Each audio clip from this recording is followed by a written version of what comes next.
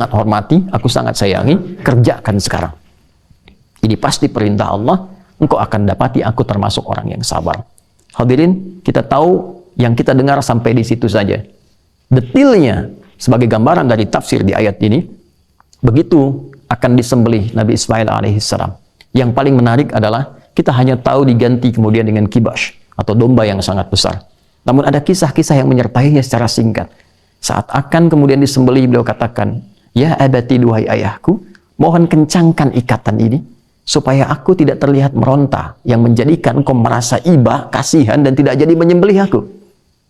Kemudian, ya abati, duhai ayah, sebelum aku kemudian disembelih, mohon lepaskan baju terluarku, dan mohon lipatkan dengan baik, dan berikan kepada ibunda sebagai hadiah dariku, dari putra satu-satunya yang sangat mencintainya.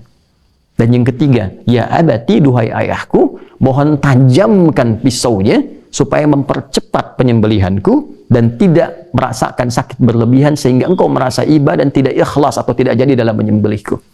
Hadirin, inilah yang kelak nanti akan menjadi sunnah-sunnah dalam kurban, menajamkan pisaunya, kemudian mengikat dengan baik yang tidak menyakiti ke hewannya, ya, kemudian memeriksa bagian-bagian hewan sehingga jelas status kepemilikannya. Ini semua keteladanan kisah dari Nabi Ismail alaihissalam. Tapi poin besarnya, apakah ada anak yang berani berkorban untuk orang tuanya? Anak sakit parah, orang tua bisa mengatakan, biar saya saja dokter.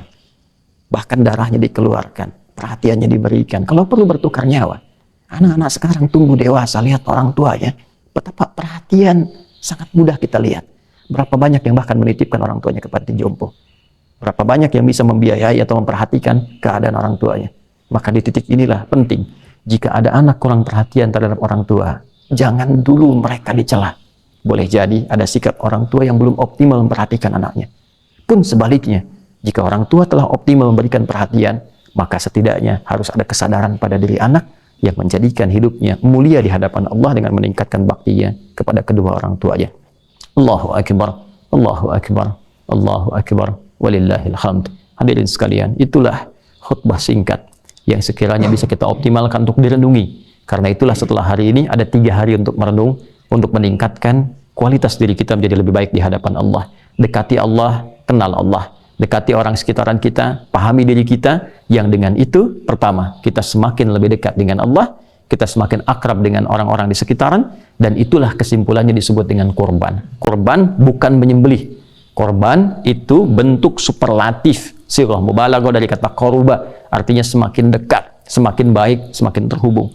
Jadi setelah kita merenung, setelah kita menyadari itu semua, kita semakin dekat dengan Allah, semakin baik dengan sesama, dan disitulah hikmah besar yang kita dapatkan sehingga dosa terampuni, dijaga dari perbuatan buruk, dan wafat dalam keadaan husnul khatimah.